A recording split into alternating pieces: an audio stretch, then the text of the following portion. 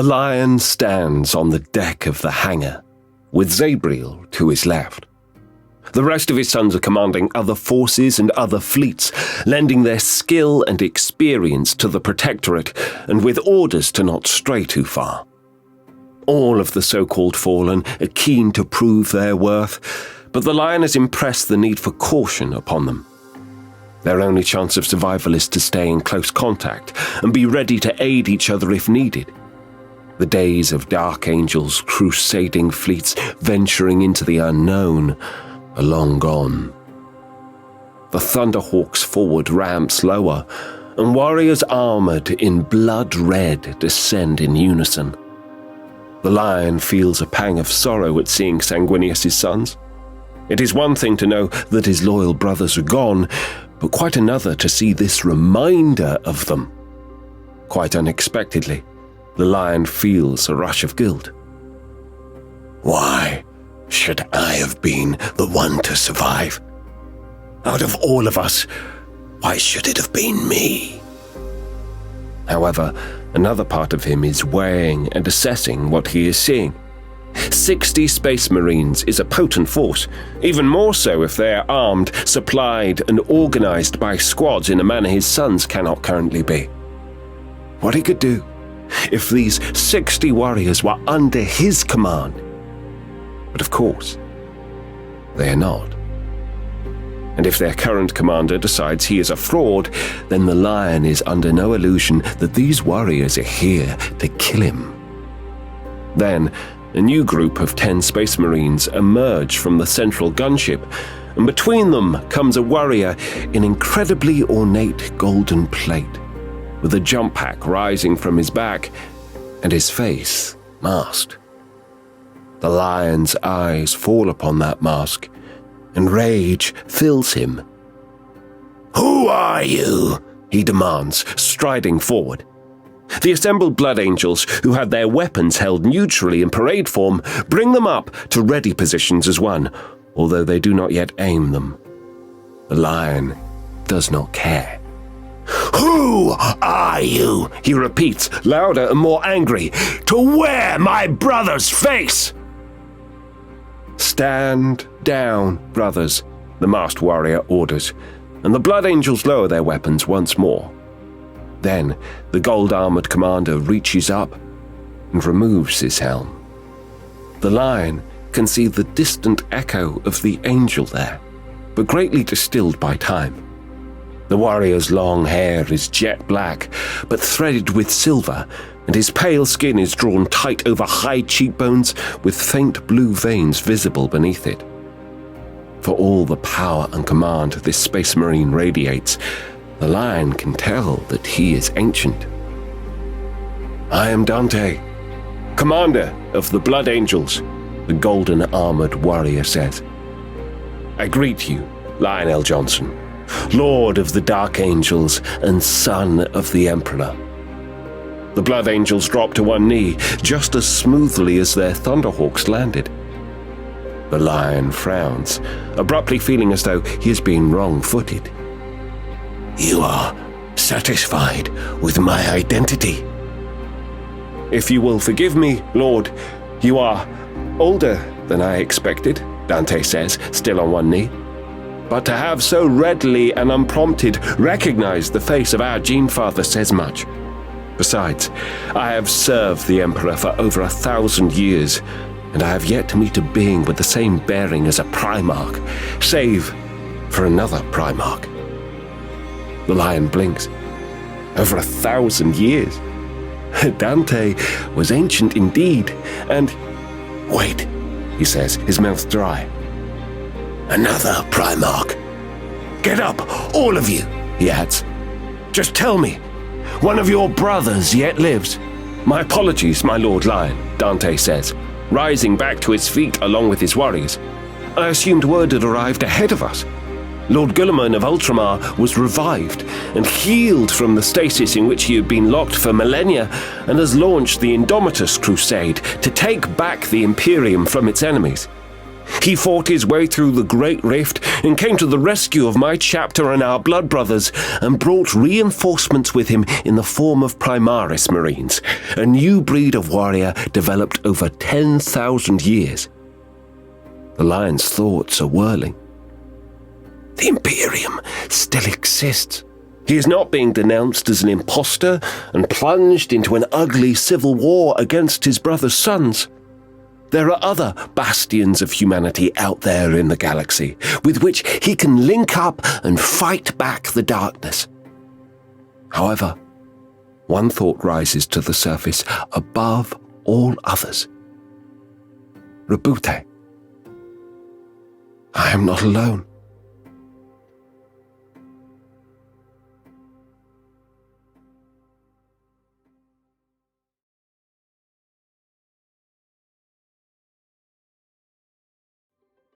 You were right. I do think I am better than you. Only a weakling and a coward fights as you do, Conrad. Our father was right to ignore your mewling and discard you. I suspect it sickened him. Only you know true terror. Isn't that right, brother? So weak. So pathetic. Nostramo didn't make you the worthless wretch you are, brother. You were languishing in the gutter with the rest of those deviants the moment our father erred in creating you. It was inevitable that one of us would be flawed. So rotten with human failing that he could not bear his own presence or the presence of others. You can't help it, can you? To measure yourself against each of us. How many times have you found yourself wanting after such observation? When was it you realized that blaming your upbringing and your brothers no longer rang true? When did you turn the mirror and see the worthless parody you've become? No one fears you, Conrad. A different name won't change who you really are. I'll let you in on a little secret. We pity you. All of us. We tolerate you because you are our brother. But none of us are afraid of you. For what is there to fear? But a petulant child raging in the dark.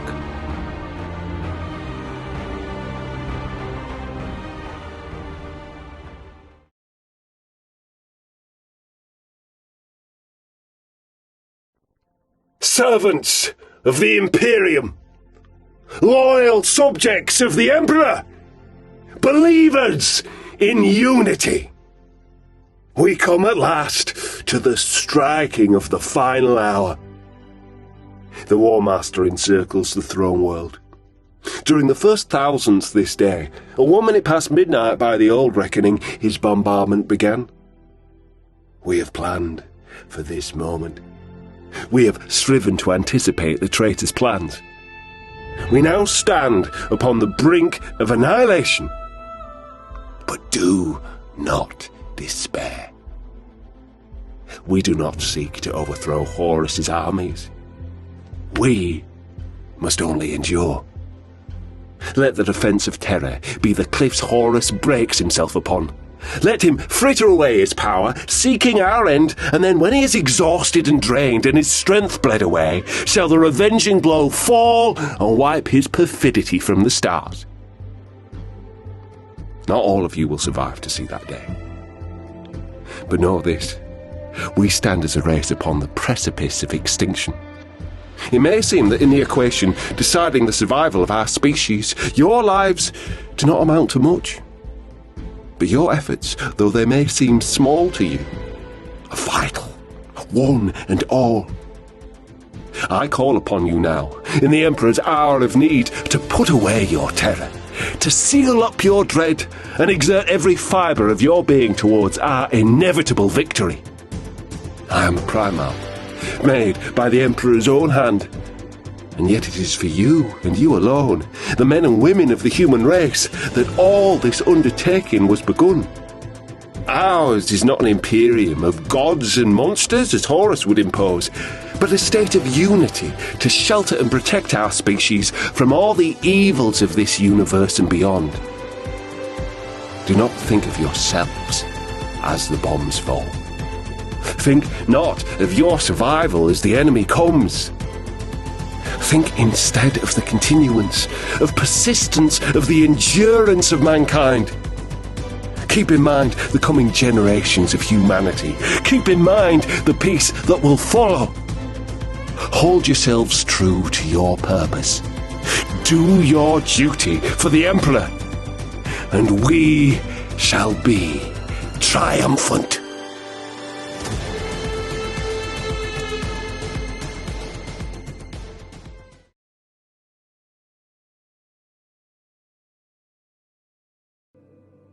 I believed he had a perfect plan, because I believed he was so mighty. What parts I did not understand, I accepted as a mystery too complex for my mind to understand. But look at him. There was no plan, Logan. Just a rash assembly of hasty ideas and frantic remedies as things fell apart around him. But look at the way he came to fight me. He had lost before he even began. His power was nothing compared to mine, and he didn't even grasp that. He couldn't win. But he came to face me. Oh, he fought admirably in the circumstances, but it was all just desperate tricks and reckless gambits. Impressive, dramatic, but empty, and with no deeper value. So many times I put him down. So many times. And spared him, too. And he just dredged some last tattered morsel of strength and came back at me. It was messy, pathetic, embarrassing. And in it, I saw that's what his whole life has been. One cheap trick after another, one scrappy sleight of hand and then the next, patching over the cracks as they appear, trying not to let anyone see that it was all improvised. Gabriel. He convinced us all that he knew what he was doing, but it was just for show. An aspect, just another aspect. There was never a plan. We followed him and trusted him, but he had no idea where he was going or how to get there. I worshipped this man. I trusted him. I thought he was a great magician. But his truths were all lies. And his tricks were just tricks. I believed he had a perfect plan, because I believed he was so mighty. What parts I did not understand, I accepted as a mystery too complex for my mind to understand. But look at him. There was no plan, Logan. Just a rash assembly of hasty ideas and frantic remedies as things fell apart around him. Look at the way he came to fight me. He had lost before he even began. His power was nothing compared to mine, and he didn't even grasp that. He couldn't win, but he came to face me. Oh, he fought admirably in the circumstances, but it was all just desperate tricks and reckless gambits. Impressive, dramatic and empty, and with no deeper value. So many times I put him down. So many times and spared him too. And he just dredged some last tattered morsel of strength and came back at me. It was messy, pathetic, embarrassing. And in it, I saw that's what his whole life has been. One cheap trick after another, One scrappy sleight of hand and then the next, patching over the cracks as they appear, trying not to let anyone see that it was all improvised. Javier. He convinced us all that he knew what he was doing, but it was just for show. An aspect. Just another aspect. There was never a plan.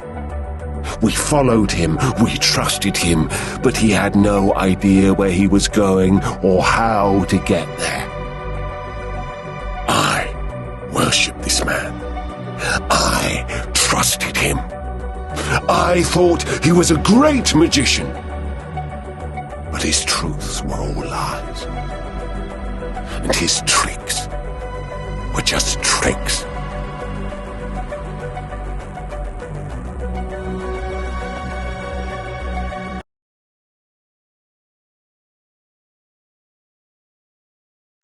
There is an ancient legend of old Earth that speaks of 3 men of Aegina who lived in a cave deep in the mountains.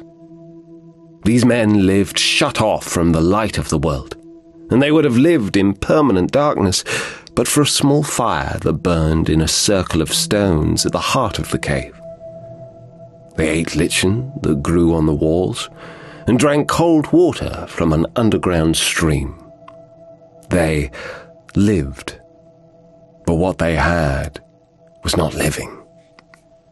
Day after day, they sat around the fire, staring into the flickering embers and dancing flames, believing that its light was all the light in the world. The shadows made shapes and patterns on the walls, and this delighted them greatly. In their own way, they were happy, moving from day to day without ever wondering what lay beyond their flickering circle of light. But one day, a mighty storm blew over the mountain, but so deep were the men that only the merest breath of it reached their cave. The fire danced in the wind, and the men laughed to see new patterns on the wall. The wind died, and they went back to contemplating the fire much as they had always done. But one of the men got up and walked away from the fire, which surprised the other men greatly, and they ordered him to return to sit with them. This lone man shook his head, for he alone had a thirst to learn more of the wind. He followed it as it retreated from the cave, climbing steep cliffs, crossing chasms and negotiating many perils before he finally saw a faint haze of light ahead of him. He climbed out of the cave, emerging onto the side of the mountain, and looked up at the blazing sun. Its light blinded him, and he fell to his knees, overcome by its beauty and warmth. He feared he had burnt out his eyes, but in a little while his vision returned, and he hesitantly looked around him. He had come out of the cave high on the mountain's flank, and the world was spread out before him in all its glory. Glittering green seas and endless fields of golden corn. He wept to see such things, distraught that he had wasted so many years in darkness, oblivious to the glory of the world around him, a world that had been there all along, but which his limited vision had denied him. Can you imagine what it felt like? To have spent your entire life staring at a small fire and thinking it was the only light in the world, only to be then confronted by the sun. The man knew he had to tell his friends of this miraculous discovery, and he made the journey back to the cave where the other men sat, still staring into the fire and smiling ridiculously at the shadows on the wall. The man who had seen the sun looked at the place he had called home and saw it for the prison it truly was. He told the others what he had seen, but they were not interested in far-fetched tales of a burning eye in the sky. All they wanted to do was live their lives as they had always lived them. They called him mad and laughed at him, continuing to stare at the fire as it was the only reality they knew. How could anyone turn away from such light, once they knew of its existence? The man could not understand his friend's reluctance to travel to the world above, but he resolved that he would not take their refusal to come with him as an end to the matter. He would show them the light, no matter what, and if they would not come to the light, then he would bring it to them. So the man climbed back to the world of light and began to dig. He dug until he had widened the cave mouth. He dug for 100 years and then 100 more until he had dug away the top of the mountain. Then he dug downwards a great pit in the heart of the mountain until he broke through into the cave where his fellows sat around the fire. The men were amazed at what he showed them, the light they had been missing for all their lives, and the golden joy that could be theirs were they just brave enough to take his hand and follow him. One by one, they climbed from their dark cave and saw the truth of the world around them in all its wonder and all its beauty. They looked back at the dank, lightless cave they had called home and were horrified by how limited their understanding of the world had been. They heaped praise upon the man who had shown them the way to the light, and they honored him greatly, for the world and all its bounty was theirs to explore forevermore. The man knew he had to show his friends the truth of the world around them, and just as it was his duty to save his friends from their dull, sightless existence, it is our duty to do the same for humanity. The 1,000 sons alone of all legions have seen the light beyond the gates of the Empyrean. That light will free us from our shackles of mundane perceptions of reality and allow the human race to stand as masters of the galaxy. Just as the men around the fire needed to be shown the glorious future that lay within their grasp, so too does humanity. The knowledge the 1,000 sons are gathering will allow everyone to know what we know, to see as we see. Humanity needs to be led upwards with small steps, with their eyes gradually opened, lest the light blind them. That is the ultimate goal of the 1,000 sons. Our future as a race is at stake. My friends, I urge you not to throw away this chance for enlightenment, for we are at a tipping point in the history of the Imperium. Think of the future, and how this moment will be judged in the millennia to come.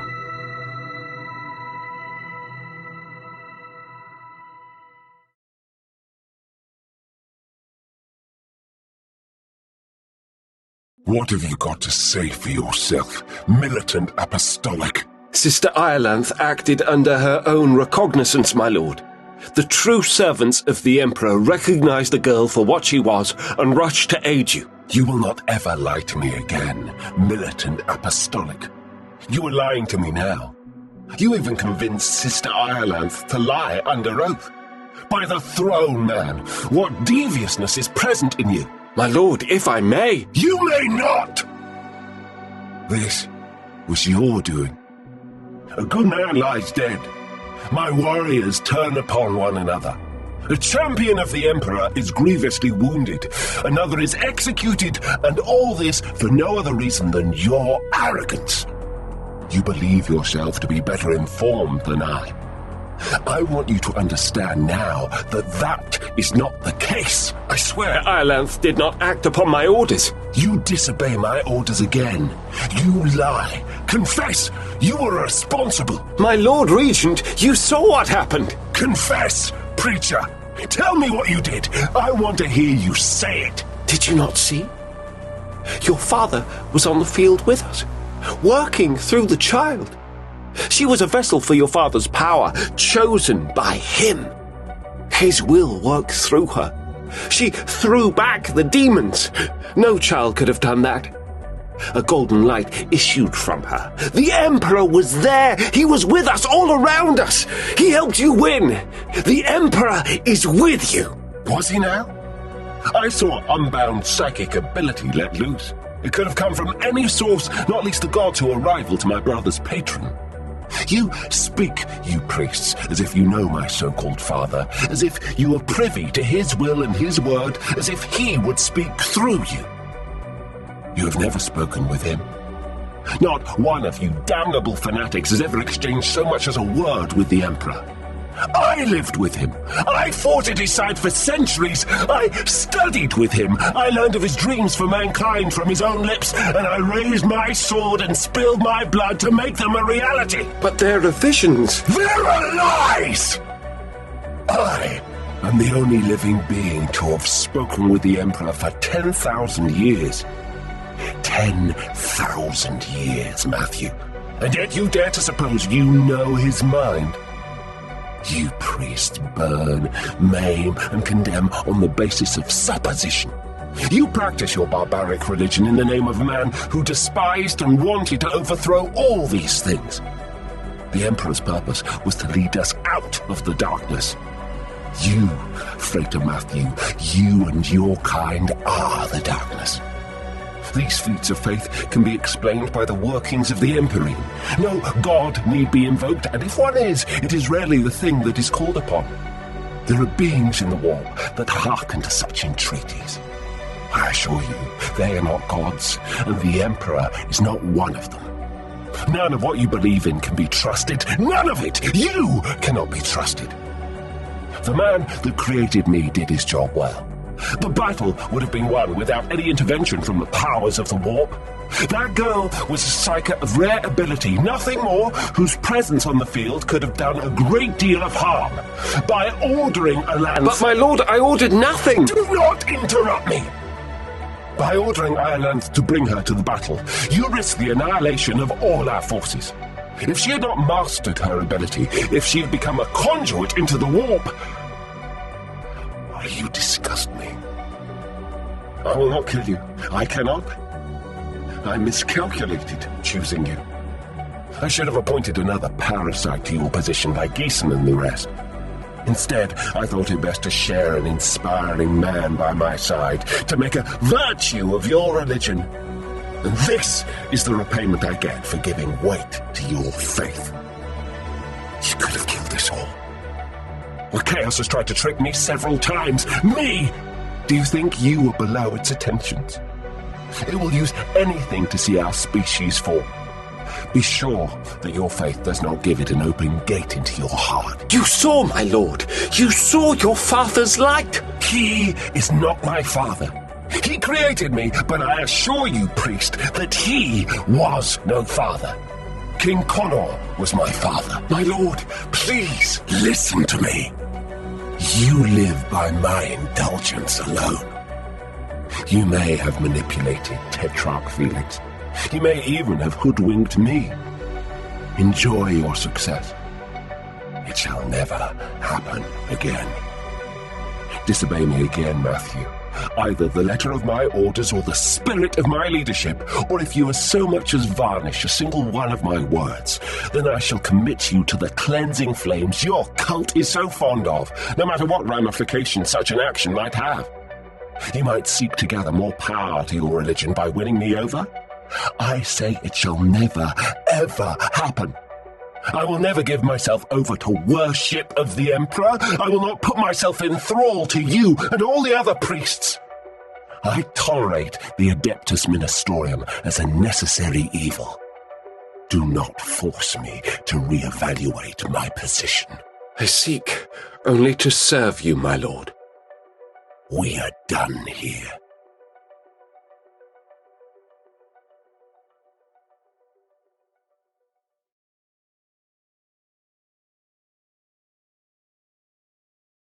He is no Primarch.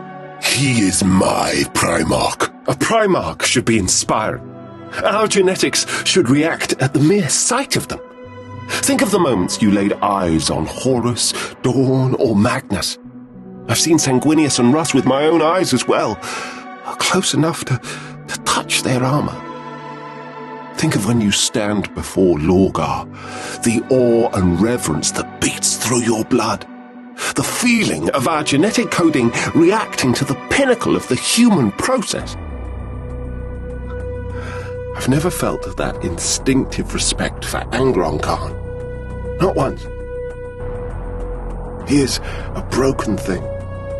We're devastating, unrivaled in war, but broken. You feel it too? Yes. We feel the same. The World Eaters, each and every one of us, knows what you know. Why do you tolerate it? What can we do? Murder our own father? Did you destroy Lorgar when he led you into worshipping the Emperor? Or did you tolerate him in patience, hoping that eventually he'd find his way to equaling his brothers? It's our shame to bear before the other legions, brother. Angron was broken long before he ever reached us. Why do you think we let him beat the nails into our heads? We hoped that by breaking ourselves on the same anvil, we'd finally feel unity with our own father. It didn't work, no. It didn't.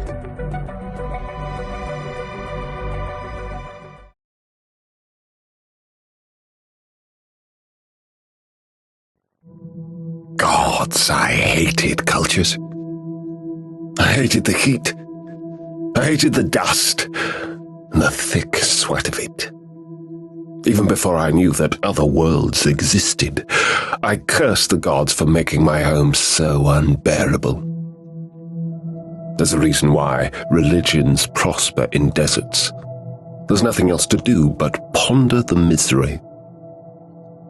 I used to sit in the shadow of my father's house, squatting as the air shimmered, and I'd wait for scorpions to scuttle out of the glare. I'd catch them in my bare hands and hold them up, watching them wriggle. I'd pluck their limbs off one by one. And sometimes I'd get stung. Sometimes I wouldn't. It was a kind of game, though not a very good one. Once a sting made me feverish for a month, leaving me boiling on my mat inside with visions and shaking. I might have died. I didn't care much either way. Once I'd recovered, I was sitting right back out in the porch waiting for the next one to scamper into rain. Ever since then, I've played the same game. Get close to the danger. See how long you can last before it bites you. It doesn't matter which town that was. I can barely remember it myself. They were all the same, thick with filth and haze and stink of perspiration and refuse. My parents were exasperated with me. They wanted me to learn a trade and get ahead, something useful to do. I didn't want any of that. I wanted to be rich without trying. I wanted to have slaves and concubines. I wanted to play my scorpion game with people. For a long time, it wasn't clear how I would be able to achieve that, but fate had a way of leading me into opportunity. I had noticed, being an observant sort, that the Covenant had become the kind of organization I might do well in. It is fashionable now, among those who still pretend to keep records and tell histories, to think of the Covenant as some wellspring of piety, the precursor to the fundamental religion that came after. Or perhaps it was in some places. Maybe in Veridash, they did things properly. Out in the provinces, though, the priests had begun to develop a reputation. They drank. They gambled. They were violent, and they used that violence to gather up riches. Even the devout knew that the tithes they paid didn't all end up embellishing temples. The whole edifice was like a spoiled aquifer, with a cold and oily heart locked away from those searching for the light of the sun. So you can understand the attraction. I could see myself in those robes, with a palace of my own, where a fountain would tinkle in the courtyard and a chamber full of young things would lounge around in silks and count my coins. There was a young man in my settlement, a pious one who would ink some words of the holy books onto his face and shaven head. Or every day before dawn, he would apply more henna, rewriting the sacred glyphs with only the aid of a polished silver bell for reflection. For this, he was considered something of an inspiration in our fly-blown town. Even my own mother, fat and lazy slutton, if ever there was one who noticed his diligence.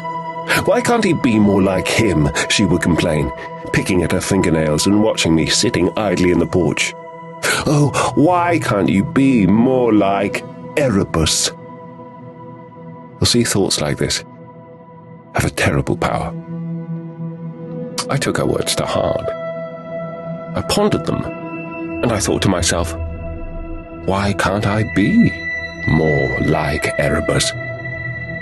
I was thinking the same thing as I garroted the young man. I might have even said the words out loud as I twisted the string and watched his eyes bulge and pop. It was the first time I killed a living soul. God, it was sweet. My heart was pumping, my face was glowing. The more his life ebbed away, the more I felt my own burgeoning. By the time I let his body drop into the alleyway, I was positively singing inside. The sensation didn't last long. There was the tedious business of disposing of the body and then rooting through his belongings to get what I needed, and turning back on my birthplace and setting out into the great dust. That I couldn't stay in a place where he and I were both known. I never once regretted it. I walked out under the southern gate, the stars rising in the heat of the day, wearing a dead man's robes and with a dead man's script inked neatly on my own shaven head. Well, there you go. There is the irony. The marks on my flesh, the ones that mark me out as me, were never really mine. I wore them after that to ensure my stolen name and persona were never questioned in time. I forgot their origins. They began to care more about what I was writing. By the time I reached for the tattooist's needle, the words had changed, and the act was more than one of disguise. Originally, though, it was all just lies. So, what was my original name? Just like the name of the place where I was born, that genuinely doesn't matter. I have become like a demon nurturing a secret moniker that only the Imperium echoes. I certainly will not tell you some things even the gods don't know. There you go. There is the irony. The marks on my flesh, the ones that mark me out as me, were never really mine.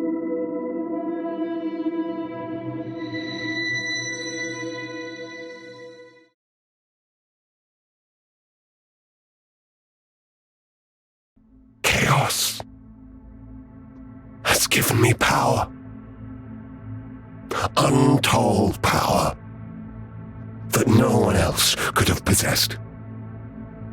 It made me stronger than my brothers, more resilient than dreadnoughts, faster and better than any custodian. My might was unchallenged, and I have proven it countless times by slaying those weaklings with my bare hands.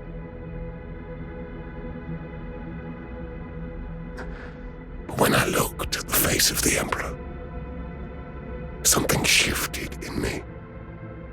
Something I thought I had purged from my body all those years ago. Something that lingered in the darkest corners of my skull, giving off a faint, almost irrelevant light. The light that I deemed as a weakness when I held the head of my would-be brother. I praised the Chaos Gods, asking for a boon to further my might. But now, I see. The reason I was weak was not because of that faint light. It was because of my mind that was swelled with the darkness. It was because my doubts have overtaken me, bringing me to my knees in front of the gods. But he, the Emperor, was the reason I picked up the bolter and donned the armor of the Space Marine. It was his desire for peace in a galaxy that I fought off the demonic forces, that I repelled the orcs, the Eldari, and Tau alike. Now, look at me.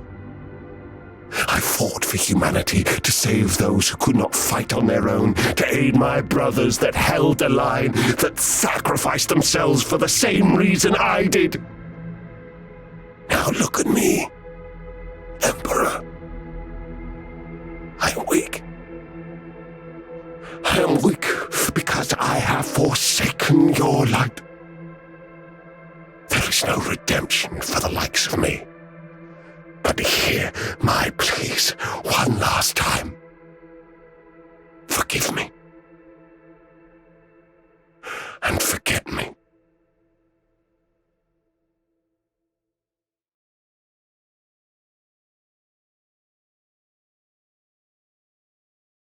The time for speeches is done. The first great test is here. My order to you all is simple, yet heed it well, and exert yourselves to see it done. They are coming. Kill them all.